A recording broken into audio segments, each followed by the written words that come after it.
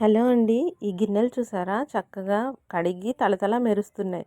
కానీ నేనేదో అనుకున్నానండి, అల్యూమినియం గిన్నెలు వాడకూడదంటే, ఇవి ఇంత నీట్‌గా కనిపిస్తున్నా చూడండి, ఒకలాంటి నల్లగా పౌడర్‌లా అంటుకుంటుంది. నేను నిజం అనుకోలేదు. ఒకసారి చెక్ చేసి చూస్తే నా చేతులంతా బ్లాక్‌గా అయిపోయింది. టిష్యూ పేపర్‌తో చేశాను చూడండి, ఎలా బ్లాక్‌గా అతుక్కుంటుందో. ఇన్ని రోజులు మనం తెలియక ఇలాగే మనం తినేస్తున్నాము. దీనివల్ల మనకి చాలా జీర్ణ సంబంధమైన సమస్యలు వస్తాయంటండి. ఎటువంటి అల్యూమినియం కూడా అది మందంగా ఉన్నా, పలుచగా ఉన్నా, ఎలాంటిదైనా కూడా క్వాలిటీ బాగున్నా, బాగోపోయినా అన్నిట్లో కూడా ఇలాగ బ్లాక్ కలర్ పౌడర్ అనేది వస్తుంది. అన్నం ఉడికించినప్పుడు కూడా నేను చూస్తున్నాను, బ్లాక్ కలర్ పౌడర్ అనేది అంటుకుంటుంది పొంగులో.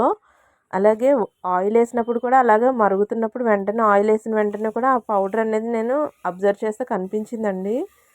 ఏ డేక్షా, కూర డేక్షాలు, అన్నం డేక్షాలు, ఏమైనా మా మూకుడ్లు అన్నీ కూడా ఇలాగే బ్లాక్‌గా వచ్చేస్తుందండి.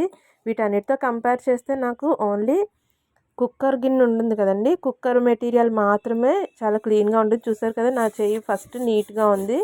ఇలాగా మొత్తం క్లీన్ చేసి చూసినా కూడా నా వేళ్ళు నీట్‌గానే ఉన్నాయండి. కుక్కర్ ఒకటే బాగుందండి ప్రస్తుతానికి. కానీ కుక్కర్ కూడా 7, 8 సంవత్సరాలు మించి వాడకూడదు అంటున్నారండి. 10 ఏళ్ల కంటే ఎక్కువ ఉన్న కుక్కర్లు వాడకపోవడమే మంచిదండి.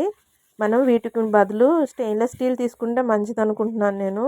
నేను కూడా మార్చేయాలని అనుకుంటున్నానండి. అలాగే వీటిని కడిగినప్పుడు కూడా చూడండి, మనం సోప్ ఏం పెట్టకుండా కూడా ఒత్తి స్క్రబ్బర్తో ఇలాగ వాష్ చేసినా కూడా ఆ బ్లాక్ కలర్ వాటర్ అనేది ఎలా వస్తుందో చూసారా? ఇదంతా మన ఫుడ్తో పాటు మన